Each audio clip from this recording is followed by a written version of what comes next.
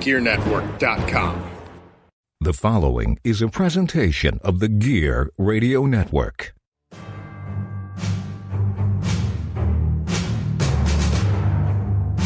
From wherever we decide studios, broadcasted live on iTunes, Spreaker, and worldwide, this is the Turnbuckle Talk Radio Podcast with your host, the producer, Pat G. The G stands for gangsta. And now kick back and get ready for the eargasms.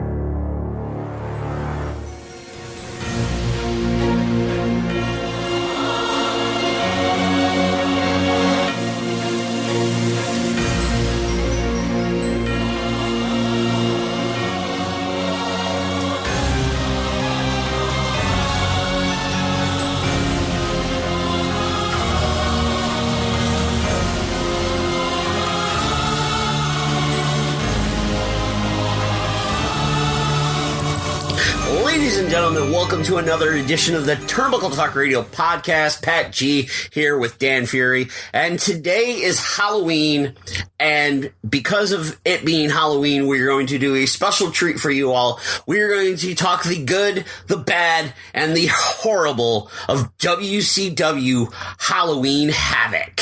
Happy Halloween, everybody, and just like Michael Myers rearing his head in order to get revenge for whatever darkness is in his soul, WCW's Halloween Havoc is returned in order to brighten our spirits and remind us that not everything that is going to be on the card is going to be good. Oh, absolutely, and ain't that the truth? And of course, we are brought to you by Gear Network and of course shopgear.com. You can visit the new Gear Network website and you can visit our own page on that website as well. Absolutely. I mean, like, subscribe, and share, especially if you're a fan of old WCW like Pat G and I are, and we're about to get deep in this discussion because it's Halloween, it's Halloween Havoc, and I'm ready to go. Yes. And of course, Halloween Havoc, the very first Halloween Havoc was October 28th, 1989, emanating from Philadelphia, Pennsylvania at the Philadelphia Civic Center. And your main event was Ric Flair and Sting versus the Great Muta and Terry Funk in the Thunderdome cage match with the great Bruno Sammartino as the special guest referee. You know, the funny part about this is, you know, the American dream, that's the rose, baby. Live and in living color, American dream, that's the rose. He was a creative genius. He gave us a holiday themed pay-per-view, baby. That was one of the best. It was exquisite. It showed you just how smart and genius the American dream, Dusty Rhodes, could be. And I mean, they went straight out with this one. I mean, you've got the face of WCW, Ric Flair. You've got the future face and really the franchise of WCW, Sting, against arguably one of the craziest pro wrestlers of all time, Terry Funk, and one of the most iconic Japanese wrestlers, one of the most prolific in the Great Muta. They kind of set the tone for kind of the craziness at times that you were going to see with Halloween Havoc, because at that point in time, you know, WWE, WWF was working the big four. So for them to come out with a new pay-per-view and have it be Halloween themed, it was like, you know, they managed to start creating a new pay-per-view to give you some buzz, and who better to represent that main event than Ric Flair and Sting? Of course. And the thing with this Halloween Havoc, the card wasn't bad either. There were some good matches on this card because you had the Road Warriors facing the Skyscrapers in a tag team match. You had Lex Luger against Brian Pillman. You had the Team of Doom versus the Steiner Brothers, among other matches during this show. And I mean, once again, it comes down to, you know, something cool, something unique, and something different that you were getting off of this card. And I mean, you know, this era of WCW, I feel at times kind of gets overlooked. Oh, yeah. I mean, if you look at pro wrestling at this time in '89, Macho Man Randy Savage, like, this is right before Ultimate Warrior. Yep. hit big in the beginning of 1990. You know, this was Randy Savage and Hulk Hogan probably at the best that you were ever going to see those two characters in WWF, as well as like the cast of characters that they had. And WCW was really coming out the gate with this one. And it was a great representation of the old NWA, the new WCW, and of course, you know, like I said, the creative genius of Dusty Rhodes giving you something different for a main event. Because you'd see a steel cage on, you know, WWF television at the time. I mean, Saturday night main event and whatnot, you'd get them. But, I mean, for it to be the main event of your brand new pay-per-view, like, right out the gate, it shows you just how ahead Dusty Rhodes was when it came to stuff like this, because you could argue that 8 years later, WWF did the same thing at Bad Blood with what inevitably became Hell in a Cell. Yes, absolutely. And this is the thing, is looking into like the next year with the 1990 edition of Halloween Havoc, where it was taking place at the UIC Pavilion in Chicago, Illinois on October 27th, 1990. It was more of a wrestling type show on that show, because your main event, you had Sting against Sid Vicious for the NWA World Heavyweight Championship. You had Stan Hansen versus Lex Luger for the NWA United States Championship. And while it was still it was, like you said, it was that NWA going into what would become WCW. Yeah, and you know, it's funny because you look at the, you know, it's a weird thing, because I've talked about how, you know, I had one foot in the NWA because I grew up in the South for a time as a young kid, so I kind of had a knowledge of Southern wrestling, if you will. But, you know, this was WCW really trying to focus on the future of their company. And I mean, you have to look at Sid Justice would appear on WWF television shortly thereafter. And this was also a Flair-less pay-per-view. This was during that time when Ric Flair had, you know, if I'm not mistaken, he was getting towards the end of his deal with WCW right before the whole Jim Herd debacle. Yeah, I believe he was. Like, this is getting towards that time when you had that change of leadership anyway. So, you know, you look at the way that they were going, you saw a rocky road ahead, but there was still potential in the product that they were putting out. Yeah, because Flair was on the back end of his deal with the NWA and everything, because he was going to debut in WWF the following August of 1991. Yeah. And he was going and he'd have the big gold belt with him and everything, calling him the real world champion. And, you know, this is also a unique time in WWF because, you know, they had this Halloween Havoc pay-per-view, and a month later in 1990, WWF was going to debut The Undertaker, who was going to end up becoming, you know, their scary character that was going to take them into the future. And the cool part about it is, it's like, you know, WCW had, you got to give them credit. If Halloween Havoc would have been a WWF product at the time, I think it would have been a little hokey, but WCW NWA managed to make it a legit contender for one of the big four pay-per-views, for at least for WCW against WWF. Oh, absolutely. And that's the thing. And the first year that it was completely WCW alone was October 27th, 1991 at the UTC Arena in Chattanooga, Tennessee. And this card had a lot of guys that would make names for themselves later in the industry. You had Steve Austin with Lady Blossom taking on Dustin Rhodes. That right there is worth the price of admission, because the natural Dustin Rhodes and stunning Steve Austin, I mean, I believe that was 2 years and change in Austin's career. Yeah, I think somewhere around that. And it ended in a time limit draw for the WCW World Television Championship. Oh, that's something that I'm going to have to go back and watch. Yeah, 15 minutes. Oh, and 15 minutes with Dustin Rhodes at that time. I mean, he was everything that you knew he was going to be. He was naturally gifted. And I mean, we talk about deceptively large. Like, Dustin Rhodes is a deceptively large dude. Oh, yeah. I mean, he's very.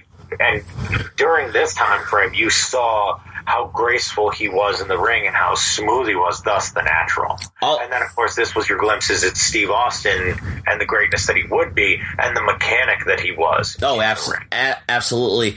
Also, with on this card, you had Lex Luger defending the WCW World Heavyweight Championship with Harley Race in his corner versus Ron Simmons with Dusty Rhodes in his corner in a 2 out of 3 falls match that went just under 19 minutes. And, for anyone who hasn't seen, Farouk, Ron Simmons at his finest, this is it. Oh, absolutely. Like, this is Ron Simmons at his best. The late 1990, early into 1991 after him and Butch Reed split because Butch Reed went to the WWF. Yep. And Doom became no more. That's when Ron Simmons kind of was in his prime, and he was putting great matches together. Yeah, I mean, the crowds may not have been what they were or what they would be. Oh, yeah. Business was at a downturn at this time. Because also remember that this is, again, a Ric Flair-less show. Yep. He still went out there and represented the company fantastically. And like you said, I mean, he main event, 2 out of 3 falls match. I mean, you've got 2 of the greatest NWA champions, 1 in each corner. And of course, Lex Luger could have a great match. He could. I think Lex Luger gets kind of shit on at times. But Lex could have a good match. And yeah. Ron Simmons, you could see that not only was the storyline there, but also the work rate was there on both men's parts. You absolutely. Can't just give Ron Simmons all the credit for this one. No. Lex stepped up his game. Yeah, and that's the thing. Luger could put on great matches depending on who his opponent was. And what's funny is... Guys... And what's funny with Luger is him and Ron Simmons were, of course, in the main event in 91, but in 92, Luger wasn't even on the card. Because I believe at that time, that's when Luger flipped over to WWF and into the narcissist gimmick.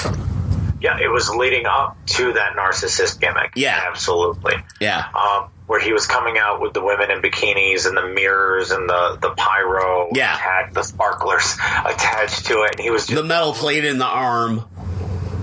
Yeah, the bionic elbow, which was banned. Yeah. Jesus Christ, I can't believe we're talking about this. Yeah. I thought people would forget it. But yeah, and the cool part about this is that this is also a time coming up where you would see guys from WWF show up on WCW television. Yes, and starting to cross over. Yep, and speaking of that rolls into the 1992 Halloween Havoc from Philadelphia in the Civic Center once again, as this is the one where it kind of was the spin the wheel, make the deal kind of match, because this... I was waiting for this one. This was the show that you had Ricky Steamboat and Brian Pillman face off. Uh-huh. You had Barry Windham and Dustin Rhodes versus Steve Williams and Steve Austin end in a time limit draw in a tag team match for the NWA and WCW World Tag Team Championships. And then you, of course, Rick Rude with Medusa versus Masahiro Chono for the NWA Heavyweight Championship with Sasaki and Harley Race as guest referees. And then, of course, Sting versus Jake Roberts in the Coal Miners Glove match. Okay, this was on my list. This was on my list of top 4 matches because the insanity. Okay, let's just talk about how brilliant Jake the Snake Roberts is. Oh, absolutely. This is Jake coming off of his WWF run where, you know, he showed up, and they've talked about it in interviews and whatnot, where this was when Bill Watts, had taken over the promotion, the booking, and he and Bill Watts did not get along, and Bill Watts didn't appreciate, you could say, in a nice term, the talents of Jake the Snake Roberts. Yes. But Jake the Snake Roberts was a different kind of opponent for Sting. See, Sting was able to go out and hang with someone like Ric Flair. Sting was able to go out and hang with someone like a Cactus Jack at this time, you know, a big monster. But then you had and this is the beauty of Jake Roberts, the brilliance of Jake the Snake, is that he was able to go out and talk. And the interviews and the promos leading up to this match were some of the most sinister, dark promos going against the bright, flashy, flamboyant Sting. And the one thing I remember is you know, Jake Roberts getting the glove and getting the snake, and then it bites him in the face and neck, and Sting rolls him up, and Jake's got this snake on his face, and it's biting him. Yep. And it's like, I remember as a kid being like, man, I remember Jake the Snake unleashing a cobra on Macho Man. Now the cobra is biting Jake the Snake in the face. What the fuck? What is going on? What is this nonsense? And, you know, it was something that WCW needed at the time, I feel. Yeah. Because a performer like Jake Roberts could definitely give you something different, but familiar at the same time. Oh, absolutely. And like we said, this is when you started having the crossovers. Because you started having the crossover because the guys that had been in WWF that have had names for themselves are now going over because at the time WWF was going into that youth movement. Yeah, this was the time frame, 1993, where you didn't know it yet, but you were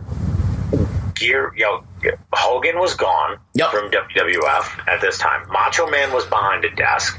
You had Yokozuna, Bret Hart, and Luger. Shawn, Luger, the Clique, were really trying to wave the banner, but you also have to remember that business was down on both ends. Oh, yeah. Because this was also, this was also gearing up towards the steroid trial.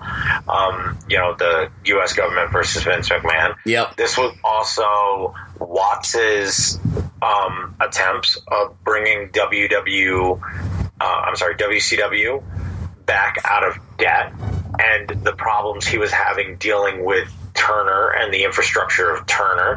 Like, this was an interesting time, and the guys that were on the field playing and trying to bring in fans were giving them something different. And I think that with the coal miner's glove match and the spin the wheel, make a deal kind of gimmick, once again, it was a gimmick, but it was a gimmick that worked for the characters that were there at the time. Oh, absolutely. And this is the thing is, following that, 1993, as we're talking, of course, Halloween Havoc came from October 24th in Louisiana.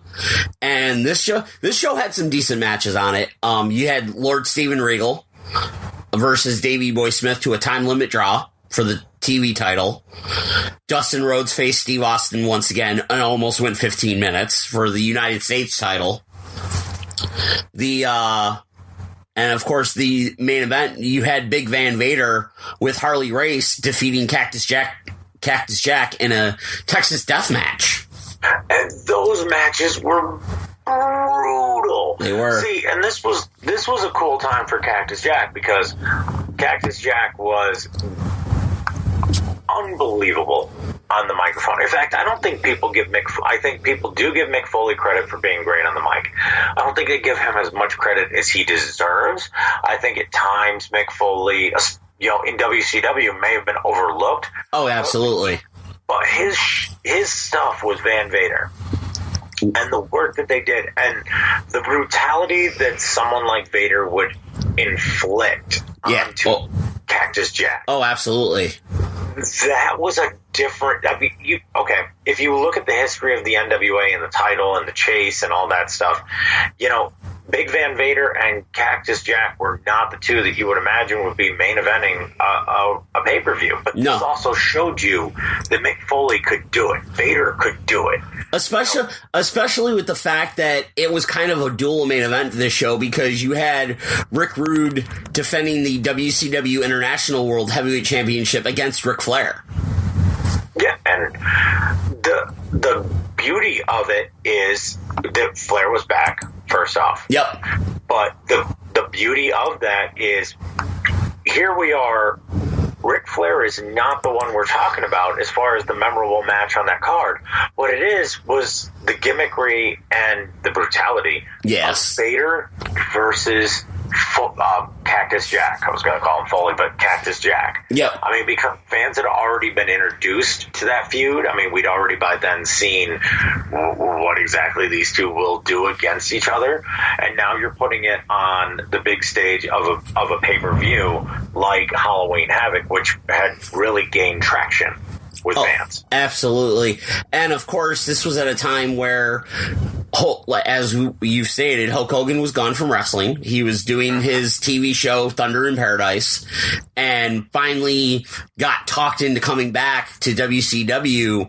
And at Halloween Havoc 94, which was October 23rd, 1994, from the Joe Louis Arena in Detroit, Michigan, it was the quote-unquote dream match that everybody wanted from a couple of years earlier. Hulk Hogan versus Ric Flair in a cage for Ric Flair's retirement versus for the title. Yeah, and the funny part about this was, you had... I defy people to go back and watch Bash at the Beach 94. Okay, it's been 25 years now. Yeah, over 25 years. I'm old. Okay, so it's been 25 years. You and me both, brother. And God, I can't believe I just said that. In a couple months, right? Yeah. We got the dream match. Granted, they had it in WWF, but we didn't have it on the grand scale. No, it was, and for people that don't know, which I'm sure they do, they wanted Ric Flair versus Hulk Hogan at WrestleMania. They had done it on house shows, but it wasn't, that the chemistry wasn't right, it just wasn't working, so they flipped it to be Hogan versus Sid and Rick versus Savage. Which ended up working. Yeah. It worked. It worked. Rick versus Randy was a great match. Good story. They did the whole, Ric Flair putting the Space Mountain to Miss Elizabeth. Oh, yeah. But then when Hogan showed up to WCW, this was when you saw, some will call the mistreatment of Ric Flair's character. Yes. Because Ric Flair has even gone on record to say that, the reason that it became title versus career at Joe Louis for Halloween Havoc was sales were down. And they figured they were going to bring Ric Flair back anyway. Oh, yeah. Ric Flair was going to stay retired. So they wanted to put it out there as just like an extra bonus to maybe boost sales of tickets at Louis. Because once again, 94 business was not the greatest. 93, 94, 95. Yeah. Really? Not 96. Not to mention, this was also the time where WCW had the influx of Hogan's buddies. Because this card alone had Honky Tonk Man, Paul Orndorff, Jim Duggan, the Guardian Angel, a.k.a. Big Boss Man, and the Nasty Boys. Yep.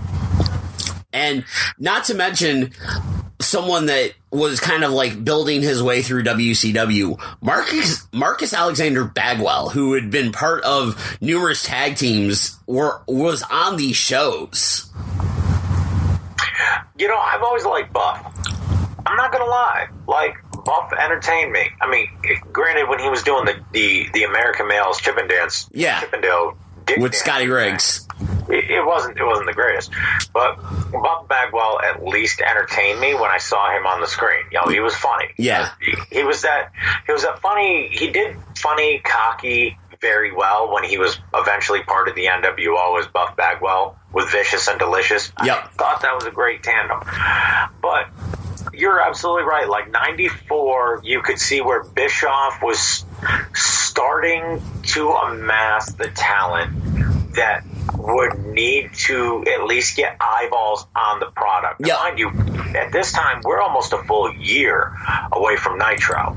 Yeah. And, Eric Bischoff's gamble on, hey, give me prime time. And then all of a sudden, Ted's like, wow. Yeah. And it's like, okay. Also, we're basically a full year from that influx of talent from around the world that Bischoff had seen. Exactly. And, it's famous in sports where people are like, we're in a rebuilding season. You've heard it as a sportscaster. You have various people you talk to about their favorite team that may or may not be doing well at the time. And it's like, oh, this is a rebuilding season. We're rebuilding. Absolutely. 94 into 95 was the rebuilding season for WCW. Exactly, because finally we get to 1995 and October 29th, Joe Louis Arena again. And of course, this is during the time of the Dungeon of Doom. Oh my God. And some of the shows that were, the matches that were on the card before the main pay-per-view started. Eddie Guerrero versus Disco Inferno. Chris Benoit and Dean Malenko versus the Blue Buds. It was like, it wasn't bad. And then you had like that influx of other talent from like ECW kind of, because you had Sabu versus JL, which was Jerry Lynn.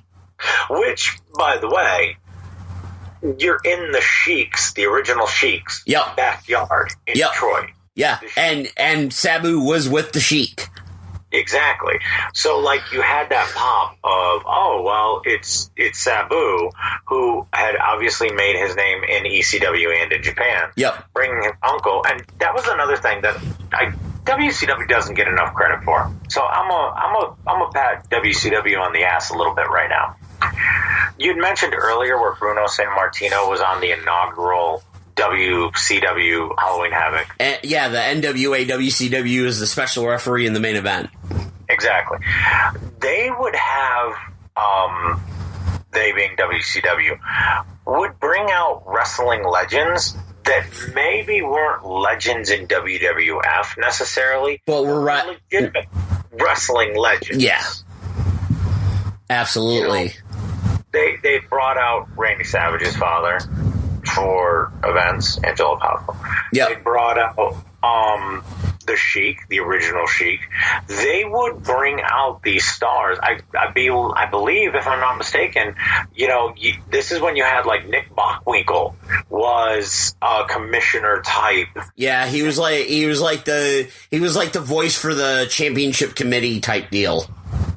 Thank you. Like Nick Bockwinkel, who is AWA's like second most famous champion, other than, of course, Vergagna. Yeah. It's like you had these guys showing up. And to me, like, I always felt that it was cool that WCW would bring these guys out, because if you didn't know who they were, you could at least look through some of the magazines and figure out, oh, okay, that's cool. This dude used to do this kind of shit. Yeah. Awesome. And, of course, this is the Halloween Havoc that you had the fabulous monster truck match on top of a roof where the giant seemed like he fell off the building and was dead. And was gone. And me being just shy of 13 going, oh my God, Hulk Hogan just killed a man. Hulk Hogan committed murder on top of the Joe in Detroit. Yep. And then he lost the belt and got... Somehow there was some zombie... The Yeti. Yeti. I'm sorry, the Yeti. Yeah, the Yeti. Who was humping Hogan. Yeah, the double bear hug where unfortunately someone couldn't get their arms around good enough, and the GIF has brought entertainment alone for years. Oh my God. Okay. So let's talk about this for 5 seconds, because mind you, when we get into 1996's Halloween Havoc, yeah, drastically different. But let's talk about this for a second. You had that hokey, cartoony booking that people shit on WWF for at this time. Okay? Yes. You know, the WCW at times has gotten pistol-whipped for fans for the bad, quote, booking at this time. You know, Kevin Sullivan's, Dungeon of Doom, it was lame. Okay, definitely lame. Hulk Hogan murdering a human being in Detroit. First off, not the first human murdered in Detroit. Probably the first giant murdered in Detroit. Most likely. Was it a lame concept? Potentially. Was it cool to try and do monster trucks? Yeah, I'll go with that. It was different. But once again, if you flip the channel and you look at WWF programming at the time, okay, you had Duke the Dumpster Drosery, the Sultan, you had Doink, you had Man Mountain Rock, Knuckleball Schwartz, Abe Knuckleball Schwartz, Bastion Booger. I mean, TL Hopper. Do I have to continue? No. So yes, the Yeti humping Hulk Hogan in a bear hug with a giant. Was it bad? Yeah.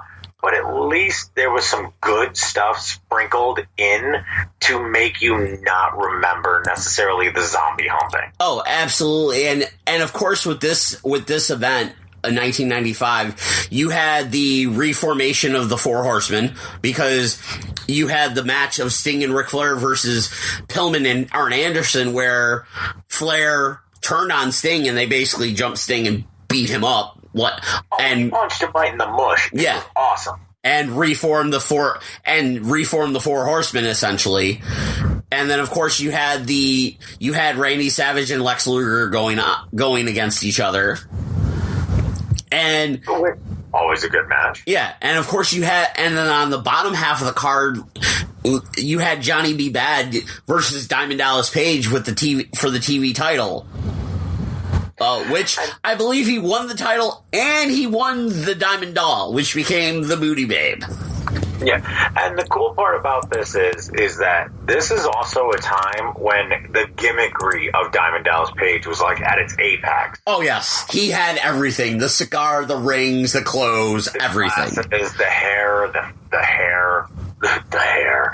But this was also when you were starting to see the brilliance of Diamond Dallas Page, and what we would eventually see a year later. Yes. And even 2 years later, and we'll get to that, obviously. Oh, absolutely. But 95 was when you could see that they were, because this is obviously the start of the Monday Night War, where you could see where they were turning a page and starting to get away necessarily where they're like, okay, this hokey stuff isn't going to work forever. Yeah, absolutely. But we're going to get into the main area of 95, 96, and forward for WCW, and then finally coming to an end in 2000. After the break, this is Pat G. Fury TTRP. We'll be back.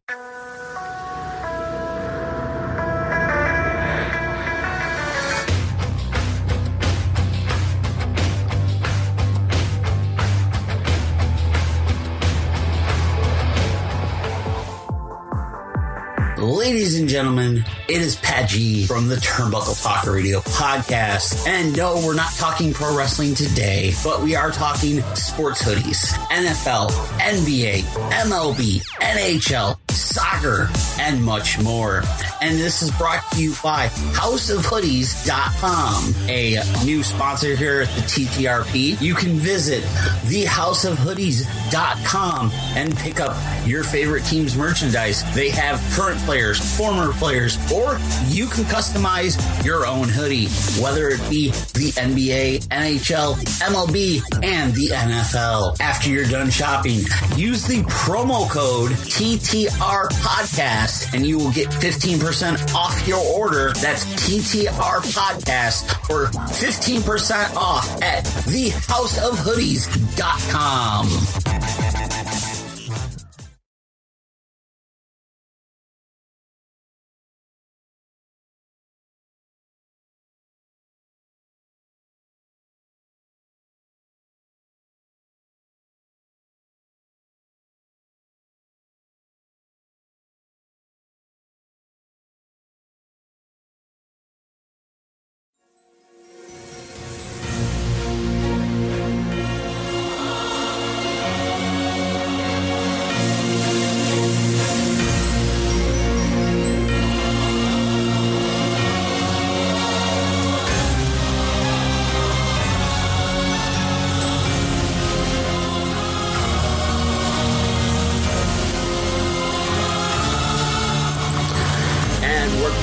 TTRP talking about WCW Halloween Havoc, and we're getting into the meat and potatoes of the time of Halloween Havoc, as the last 5 Halloween Havocs emanated from Las Vegas, Nevada at the MGA Grand Garden Arena, and of course Halloween Havoc 1996.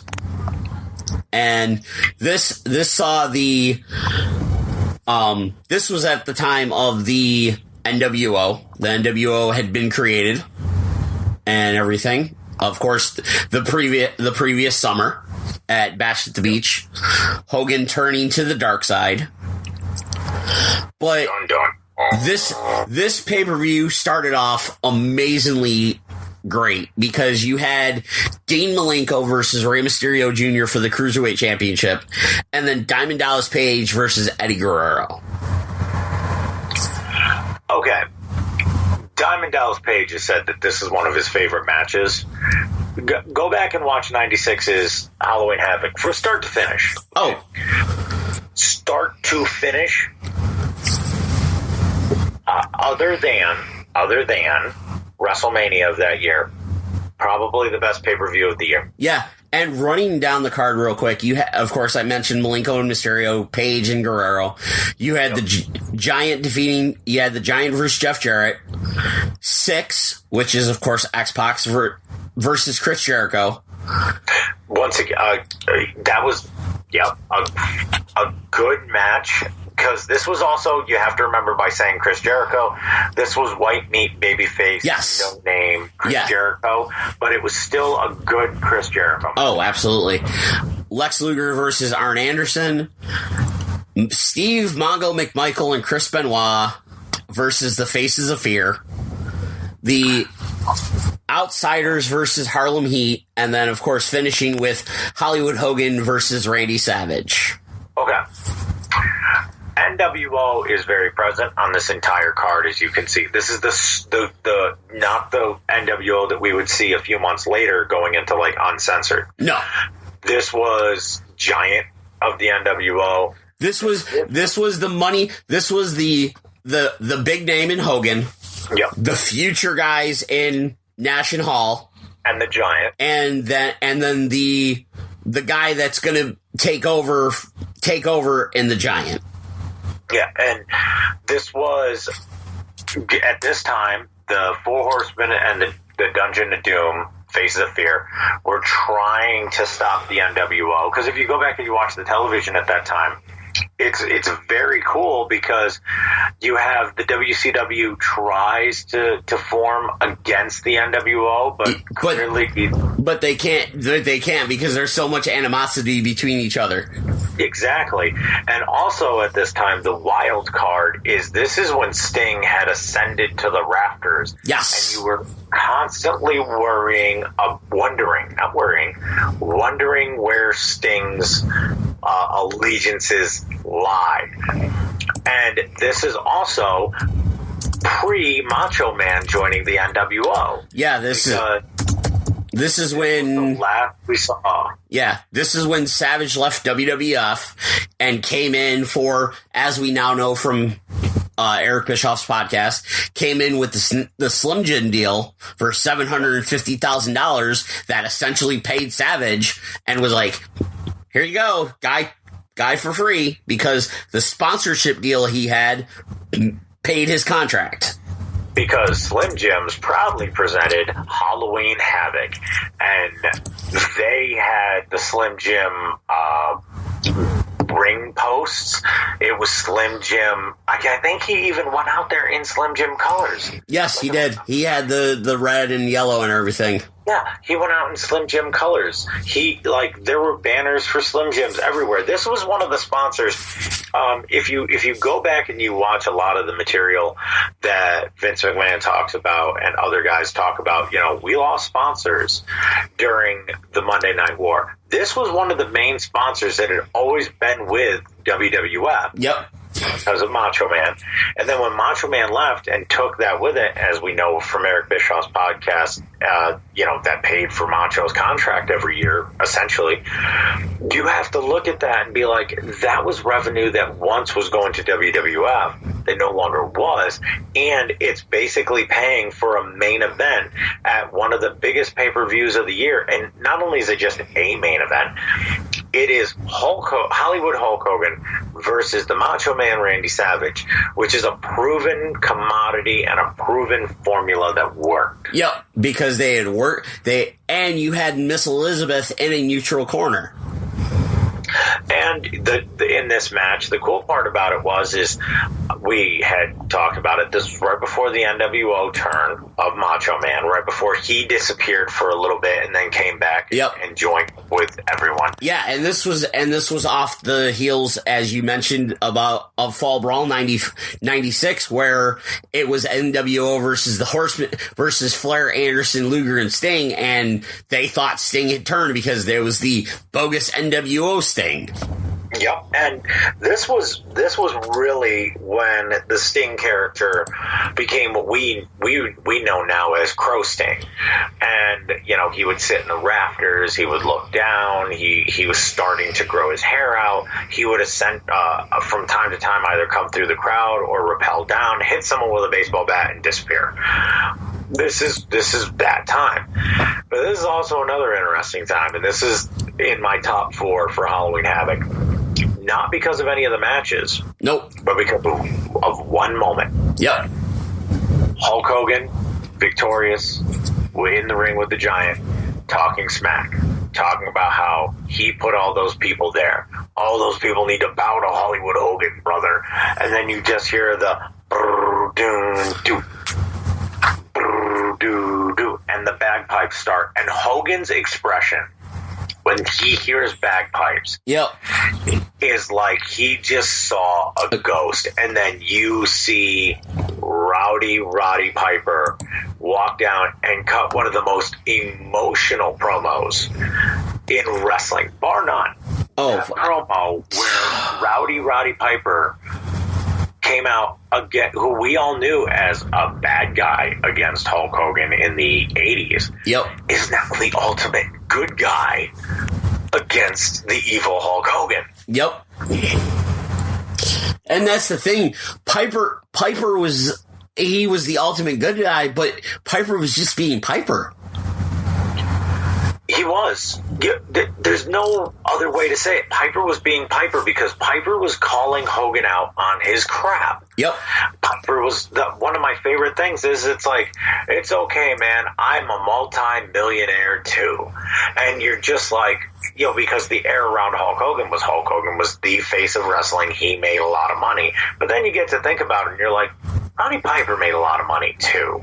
Oh, absolutely. Roddy Piper's movies, I'm not even going to say begrudgingly, Piper's movies were always better than Hulk Hogan's. Oh, absolutely. Hulk Hogan starred in some hokey-ass movies.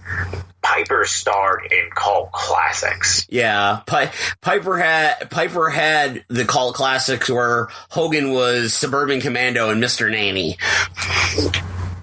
Exactly. Like, I will put any Hulk Hogan movie up. In fact, take all of Hulk Hogan's movies up and put them against They Live. Boom. And on the next Films of Fury. But on the next Films of Fury, I'm going to watch all of Hulk Hogan's movies and shit all over him while quoting Roddy Piper from They Live. But the best part about this is that this was when you realized that the war was going to be one-sided for a very long time. Oh, absolutely. The nostalgia effect of this match that was impending was well worth the promo that we got at the end of this event. Not to mention the realism that the NWO was bringing into WCW. Yo, absolutely. Like, legit gang warfare. Yeah. And you said it best. WCW, there was so much infighting that these guys could do whatever they wanted and no one could stop them. Yeah, and that was the thing is you saw that with a lot of people. Eventually it was either join us or you're just going to get ran over. And that's when the NWO started to grow. But then, of course, moving on to 1997, we have the main event, Roddy Piper versus Hulk Hogan in a steel cage match. Of course, Piper victory with the victory. But 1997's Halloween Havoc isn't remembered for the main event, so to speak. It's remembered for the classic that was put on, Title vs. Mask by Rey Mysterio Jr. and Eddie Guerrero. Okay, so 97 was probably one of the best years for professional wrestling. And I know a lot of people will talk about 98 because that was when Stone Cold won the belt. Goldberg was world heavyweight champion. You had 2 NWOs. You had Mick Foley being thrown off the top of the cell by The Undertaker. You had a lot of stuff going on in 98. You had a lot of stuff in 98, but 97, I'd like to say, produced the best matches. And with the exception of Stone Cold Steve Austin versus Bret Hart at WrestleMania 13, you can look at that and say that was the best WWF match of the year. Yes. It was. It was. You can even argue that Shawn versus Undertaker first Hell in a Cell was the best match of 1997 for WWF. But as far as a match that bell to bell told a phenomenal story and gave you athleticism that would never be done again, for me, Eddie Guerrero, Rey Mysterio Jr., Title versus Mask at Halloween Havoc wins. Oh. And it's not because of Eddie. It's not because of Rey. It's because both of them did stuff that you cannot replicate. No, you can't. And since then, it's not been replicated. It was because the cruiserweights today kind of get the bad rep. And whether it's cruiserweights, X Division, whatever people want to call it, for not, and I'm using an insider term, selling.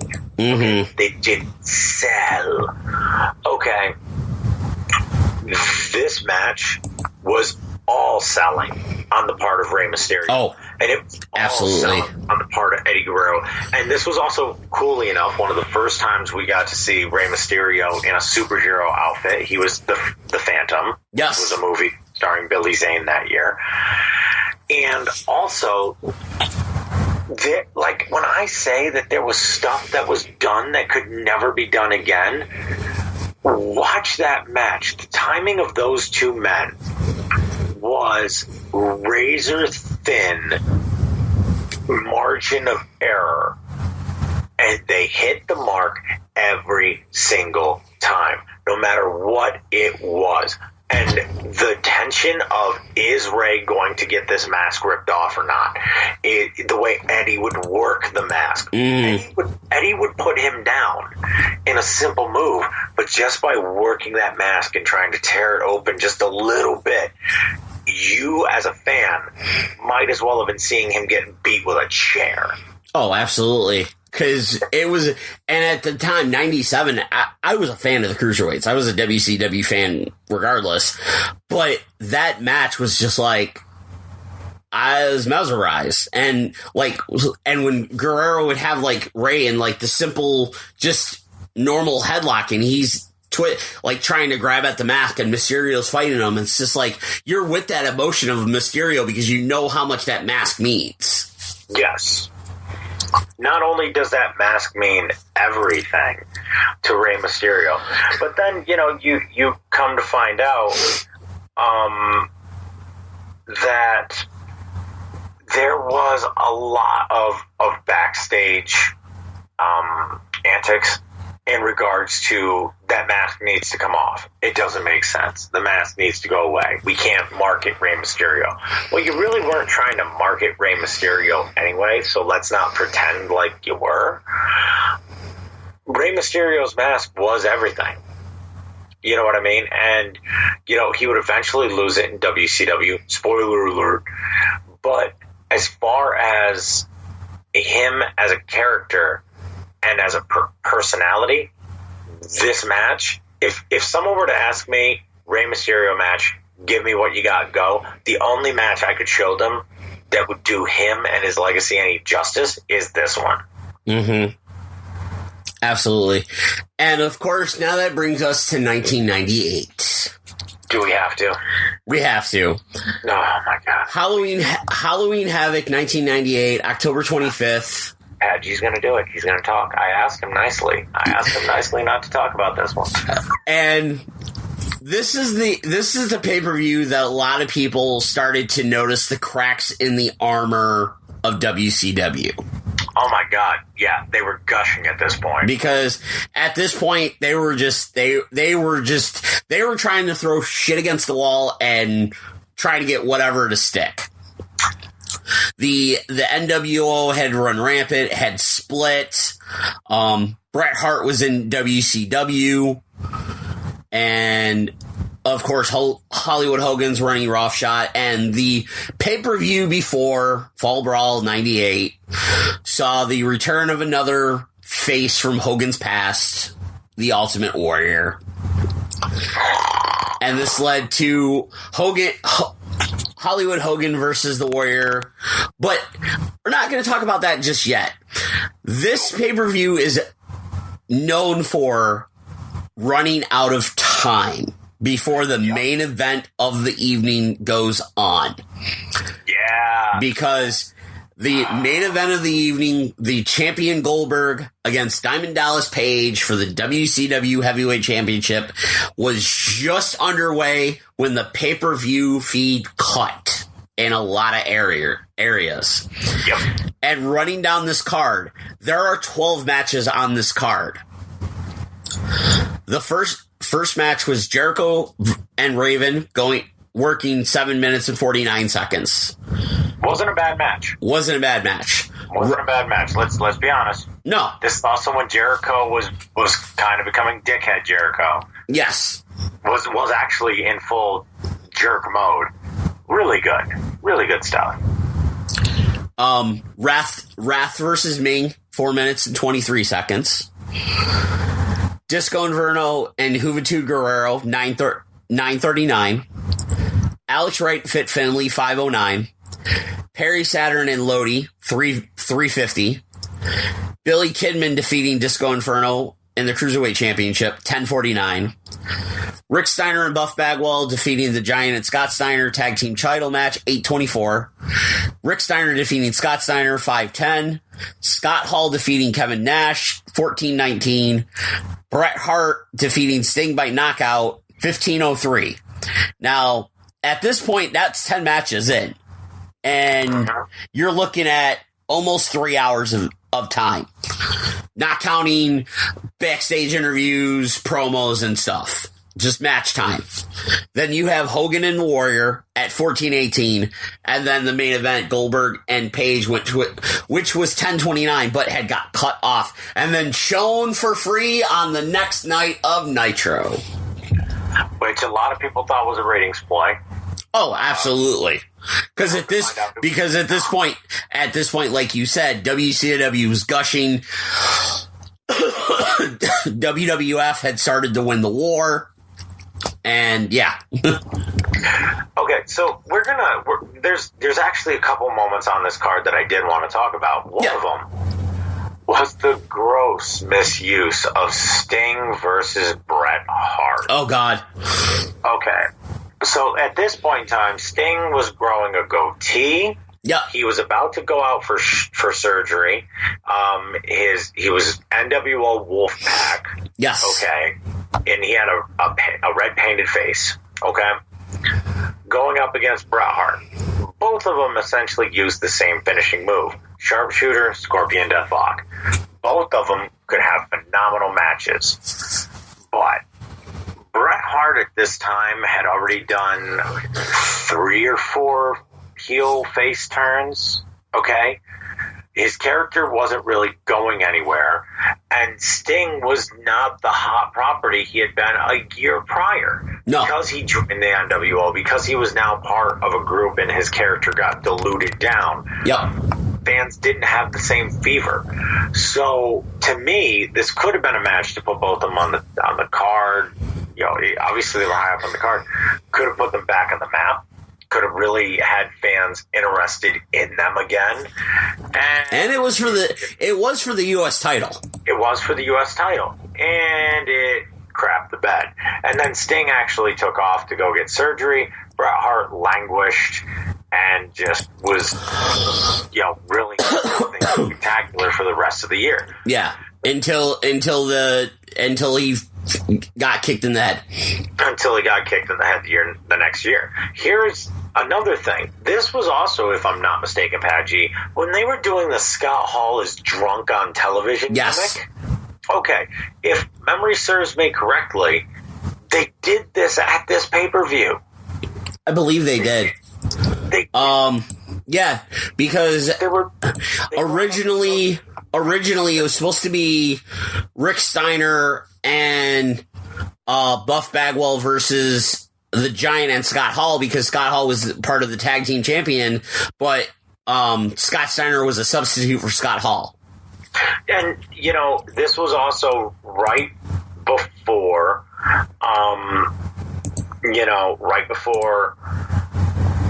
give me the words, Kevin Nash would take on Goldberg. Yes. For the title a couple months later. At Starrcade. After winning World War III. Yep. So this was a weird, awkward time for Kevin Nash, who was leading NWO Wolfpack. And Diamond Dallas Page and Goldberg's match was good. Okay? It was showing you that DDP could carry the matches, especially with the limited ability of Goldberg, not crapping on him, limited, still very green in the business, but it was so good. Diamond Dallas Page was phenomenal at this time. He had spent the year prior being groomed by Macho Man. Yep. In this series of matches that they had where they were feud of the year, according to PWI. Yeah, and DDP has gone on record saying that Savage wanting to work with him was the biggest thing that could happen for him at the time of his career. Exactly.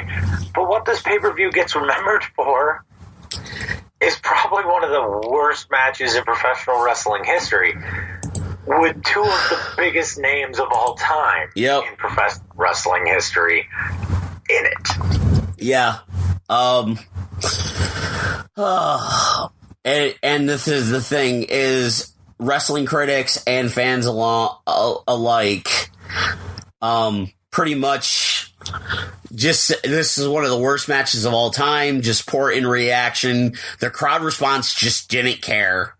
And at the time, it seemed like neither man could really hack it anymore in the ring.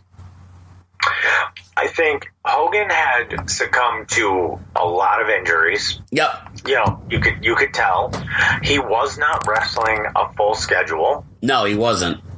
Okay. I think also this was the time when there was rumor that it was Bret Hart versus Hulk Hogan coming up in the near future, and then plans got nixed for that. Okay. And Warrior, there's been a lot of speculation, including by Warrior himself, before he had passed, He was simply brought in to lose to Hulk Hogan because of what happened at WrestleMania in Toronto. Yeah. A lot, and that was the thing is it with a lot of these guys, Piper, Warrior, and everything, it seemed like WCW brought them in, and they lost to Hogan eventually, so Hogan could get the win back. And I know that there are some people who are like, you're drinking the Kool-Aid, you don't know the facts. You know, Warrior showed up, he made an appearance at War Games the month before, and then he did this, and then he disappeared. And then he was gone. So, and I mean, there are some people who are like, oh, well, he wanted X amount of dollars, you know, and it was a large amount, and, you know, there's no way we could accommodate that salary. And then you hear them talk about favored nations with certain contracts, and you're like, are you sure you couldn't have afforded Ultimate Warrior? Yeah. Like, are you sure? Or was the match so bad that you guys had no choice but to just be like, okay, we need to distance ourselves. And then on top of that, the pay-per-view run overtime. Which this is one of those things where you never saw this happen before. It was the first time. No other promotions had this happen. And people will say this is when Time Warner and AOL investors really started putting a microscope, you know, on WCW. Yep. Of course they were going to put a microscope on WCW. You know, tens of thousands of people got refunds, and pay-per-views weren't cheap. Got refunds because the main event got cut off. But that also, I guess, with people complaining about the fact that the main event got cut off, goes to show you the popularity of Bill Goldberg and Diamond Dallas Page. If people wanted their money back because they couldn't see them wrestle. Yeah. And the 1998 Halloween Havoc was on pay-per-view for $29.95. So that's $30 of your hard-earned money. And if you paid to see Goldberg spear someone out of their shoes and you didn't get it, yeah, I could totally understand why you'd be upset. Yeah, and this coming from the South Coast Today Google search, which was posted originally on October 30th, 1998, last updated January 11th, 2011. WCW estimates that 20% of households who spent $29.95 to order Halloween Havoc on pay-per-view October 25th didn't see the entire telecast. The show ran more than the allotted 3-hour time limit, which prompted some cable companies to stop airing Halloween Havoc before the main event match. It was cut off, and in some areas it was cut off during the match between Hogan and Warrior. WCW is offering a $5 rebate to those who were unable to watch the entire show. Although some cable companies promised refunds to fans who voiced their complaints, the mistake will cost WCW at least several $100,000 in lost pay-per-view revenue. Okay, well, you know, obviously lost revenue for investors and executives, especially at that time when, depending on who you talk to or who you listen to, you know, Eric Bischoff was just writing checks, bringing people in, writing checks. Yeah. Didn't matter who. You know, he'd write a check to bring in Sandman to steal him away. It's like, what was he doing with our money? And I guess I wouldn't know what to do in this situation or how to feel in the situation unless I was in it. But if I could see where if I was an executive who didn't understand this product and all I knew is that we had to refund X amount of dollars because the product went off the air, I would say, well, why are we paying them X amount of dollars if the product is costing us money in the long run? You know, you could look at it as a one-time snafu because I don't remember it ever happening again. No, it did not, as far as I remember. Plus, at this time, WCW was they were just bleeding money at the time in 1999. By the time 1999 rolled around, yeah, they were bleeding money. But in 98, when this took place, yeah, they were making money. No, they were making money and everything. And that's the thing, like, the 99 and 2000 editions of Halloween Havoc, like, you still had your names. You had Sting, you had Goldberg, you had DDP and everything. But then in 2000, which was just coming off of Fall Brawl 2000 here in Buffalo, which I saw, where Booker T finally won the world title, you had WCW trying to keep themselves afloat with the young up and coming talent, the Mark Jindrak, Sean O'Hare, Sean Stasiak, Chuck Palumbo, and mixing them in with veteran guys like your Buff Bagwells, your Billy Kidmans, Rey Mysterios, and whatnot. This was also, if I'm not mistaken, the 2000 Halloween Havoc was, and this is also on my list of 4, so here we go, the second worst match in Halloween Havoc history. Sting versus Jeff Jarrett. Oh, God. Okay. The reason why this match pisses me off so badly is because as a fan of Sting, I kind of thought he was going back to the Surfer for this. The Surfer look. Yeah. And the reason I say that is that all of the advertisements had been done in a way to mislead the fans that Sting's past was going to come back. Well, also during that build-up,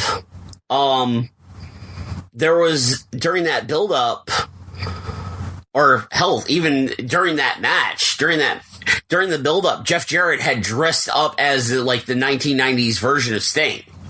Yeah, the early 90s flat-top surfer Sting. And leading into that match, as Sting was coming to the ring, like, there was multiple extra men dressed up as random Stings attacking him.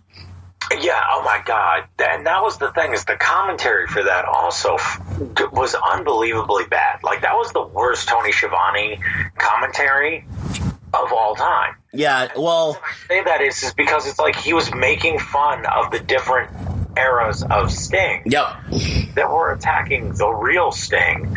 And you're just sitting there and you're like, none of this match makes any sense because it wasn't a no DQ match. It was just a regular singles match, and it was Schiavone, Mark Madden, and Stevie Ray on commentary.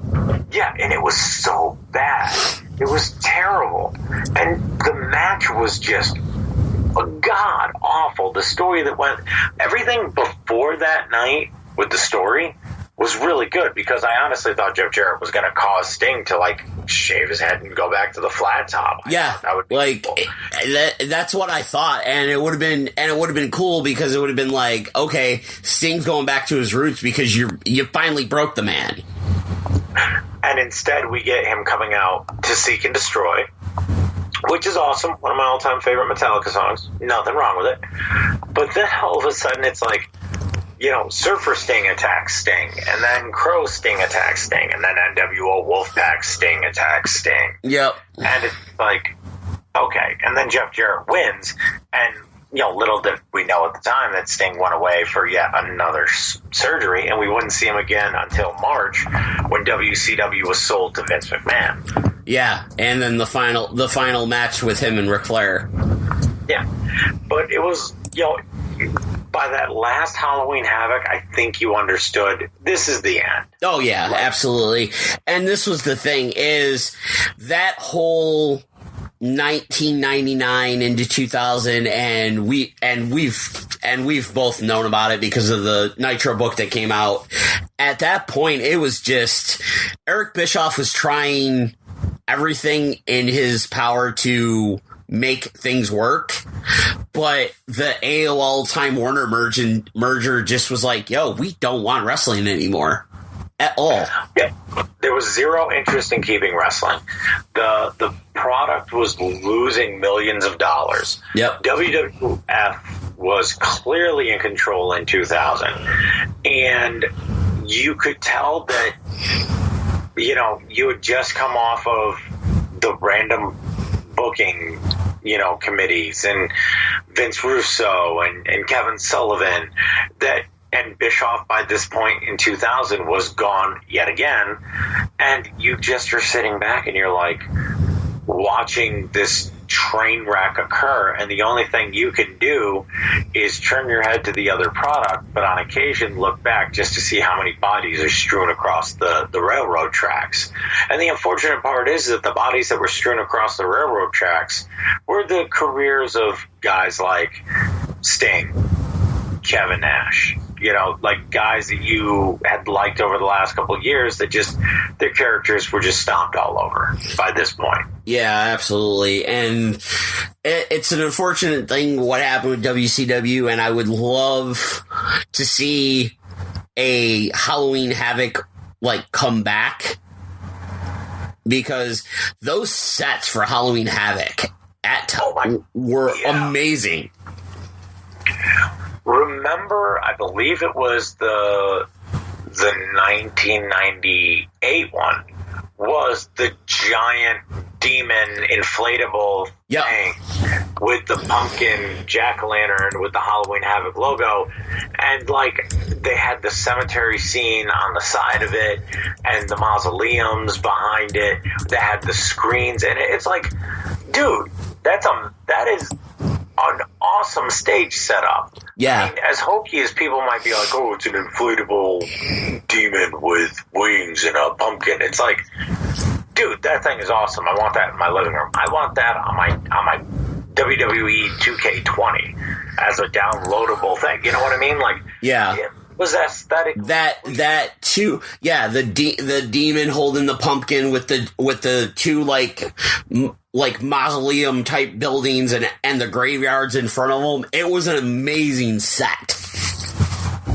Very fun and interactive, because if I'm not mistaken, in '97, Macho Man Randy Savage and DDP had a match. Like, I think it was an ODQ match,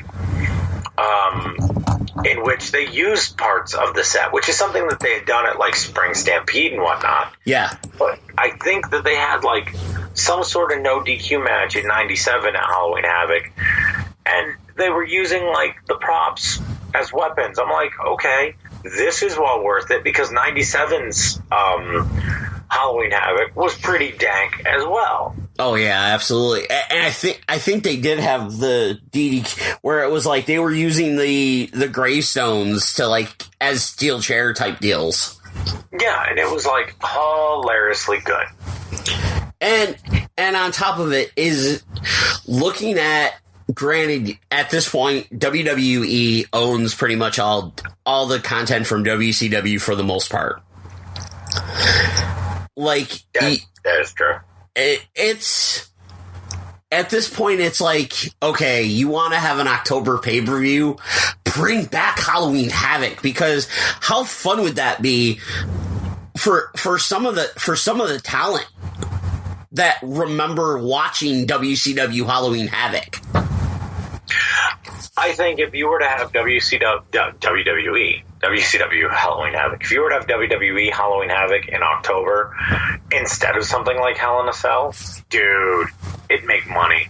If you announced tomorrow that you were doing a Halloween Havoc next year, that building would be sold out already. Oh yeah, absolutely. If like just like tomorrow or a week from now, because I feel WWE like searches the webs for wrestling podcasts and get their ideas from them.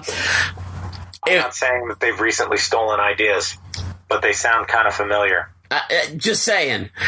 But I'm just saying, if like in the next month or 2 months or whatever, they are like, hey, October 25th or whatever, WWE presents Halloween Havoc at X Arena, that the minute those tickets go on sale, that show's going to sell out. Yeah, and especially considering, like, a lot of the characters weren't macabre or scary that were on the show. You know, on occasion, maybe something. You know, the Yeti humping Hogan. But you have to give credit where credit is due. If you were to roll out, like, an Undertaker and The Fiend and the Demon King Finn Balor for a Halloween Havoc show, or Kane, holy crap, take all the money. Yeah, absolutely. And even not even, it's just that even you throw them back to some lower tier carries like the boogeyman. Oh yeah, I mean, don't necessarily make it a box of gimmicks match, but you could definitely have them sprinkled in there for some fun. Oh, yeah. Just you could have the Boogeyman in a backstage segment type deal or whatever, because he's done it, so... Yeah, wouldn't be the first time. Yeah, but that's our talks about WCW Halloween Havoc. And just kind of going over matches and moments and times and stories about each edition of it from 1989 to 2000. Ran 11 years of Halloween Havoc. Yeah, and I mean, what an amazing pay-per-view. It would be cool to see it today, especially on the grandeur of WWE owning it. Oh, but especially just from the production value as well. Yeah, I mean, this you could do another House of Horrors match. But no, you're absolutely right. This was great. Well, taking a trip down memory lane and discussing, in my opinion, one of the most overlooked but, classic WCW pay-per-views that there was. And one of the pay-per-views that Eric Bischoff has himself said was one of WCW's major pay-per-views. It was, besides Starrcade, Halloween Havoc was like their number 2. Yeah, and I mean, you can obviously see why it would be, because there were a lot of great matches that took place during that time frame of Bischoff owning it that took place on Halloween Havoc. Yeah, but if you want to check out Halloween Havoc matches, of course, the WWE Network has had the special all month long featuring WCW Halloween Havoc, some of the matches and memories of the show. But that's going to do it for us here in the TTRP. Thank you for listening to this special edition of the TTRP on this Halloween night. Hope you're enjoying the candy that you got out in the storm. If you're in the East Coast, if you're somewhere else, I hope the weather was nice for the trick-or-treating. And ladies and gentlemen, do remember to check your candy before giving it to your kids. And by check it, I mean steal what's yours and claim dad tax. And on that note, we're going to leave it here. Thank you for listening. For Dan Fury, I'm Pat G. Thank you. This has been the Turnbuckle Talk Radio Podcast. We will see you. The preceding presentation has been brought to you by the Gear Network.